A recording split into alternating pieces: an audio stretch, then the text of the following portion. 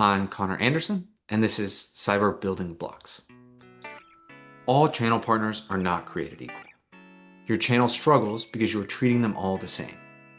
It's tough to talk about growing GTM orgs at cybersecurity startups without first addressing the elephant in the room. That is, the channel. According to Canalys, a research firm focused specifically on the IT cyber channel ecosystem, 9 out of every $10 spent on security goes through the channel. The other way to interpret that data point is that if you want to go direct without partners, you'll be chasing the 10% of the market that doesn't purchase through channel partners. So you just shrunk your TAM quite drastically. Diving into the channel sounds super simple, but very quickly you can get lost in the alphabet soup of VARs and MSPs and GSIs, MSSPs, DISTI, tech alliances, and on and on. The ecosystem is large and each type of partner plays a specific role and function. Yes, I know you are starting to see some of the lines blur as they try to grow and encroach on the traditional lanes of other kinds of partners, but understanding the bread and butter of their primary business model will help you know which kinds of partners you should focus on and when. Before we get ahead of ourselves, who are all these partners? What do they do? Below, I briefly summarize the kinds of partners you will see in the channel while categorizing them by business model. More on why that's important later. Value-added resellers, aka VARs. They focus on helping companies select and evaluate vendors so that security practitioners don't have to spend all day meeting with thousands of new startups all asking for 15-minute intro meetings. Sound familiar? The benefit of working with VARs is so you will be invited to the table when there are specific pain points and projects that your technology can solve. The flip side of that is that the VAR might be bringing in 2 to 3 other vendors so that the CISO can evaluate them against each other, so you're more likely to be in competitive deals. One other nuance I'll call out here is the difference between nationwide VARs, GuidePoint, Optiv, CDW, SHI, Insight, etc., versus more regional VARs. Pretty self-explanatory here, but it's a very important distinction when building out channel strategy. Managed service providers / managed security service providers, aka MSPs, MSSPs. MSPs usually act as outsourced IT orgs for small to medium businesses, and MSSPs take care of the managed detection and response services for monitoring and support. But I'm combining them together as they will be the ones that are hands-on keyboard for your solution, managing it on behalf of your mutual customers. Global systems integrators, aka GSIs or SIs for short. These kinds of partners break down your project and bring technical and professional services talent to assist your customers in the implementation and migration to your security tool. Custom build-outs, cumbersome migrations, or leaner security teams will rely on integration partners to help with implementation and deployment of your security solution. Distributors, aka DISTI. Wait, aren't all partners supposed to help with distribution? Yeah, I hear you. Confusing name. These kinds of partners really help connect you with many different VARs within a region. It allows you to have one point of contact for mutual procurement, logistics, and other resources. These are specifically common when you are selling into a region for the first time. For example, if your company is headquartered in San Francisco, but you are selling to a customer in Brazil, it's common to partner with a distributor that knows 25 different VARs in Brazil to help you scale efficiently without you needing to onboard, enable, and sign paper with 25 different Brazilian partners. Referrals / influencers. These are usually former CISOs or other industry professionals who are well connected within the industry and are willing to make introductions to their network for a fee on the back end when the deal closes. These are very relationship based, and if you treat them like an SDR, they will very quickly stop working with you. Tech alliances. These are other cybersecurity companies who provide complementary products to yours to the same ideal customers. That's important. It needs to be the same ICP. This helps your better together story with customers.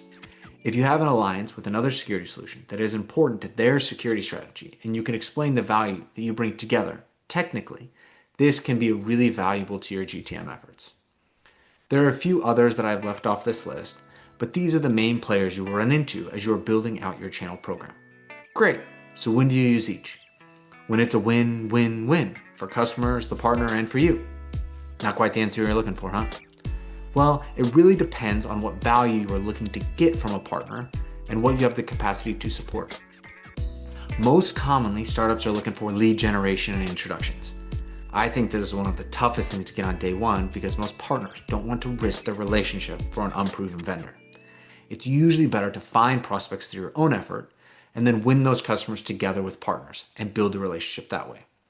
The easiest way to introduce a partner when you are meeting with a prospect is when they ask you for a quote/pricing.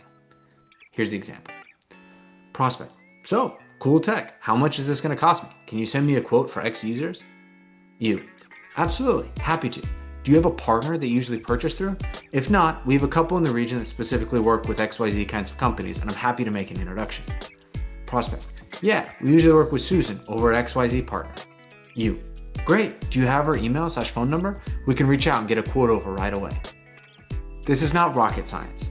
They will already have contracts in place, have gone through procurement before, and have a trusted relationship. And now you get to build some goodwill with Susan because you brought her into a deal that she otherwise wouldn't have known about.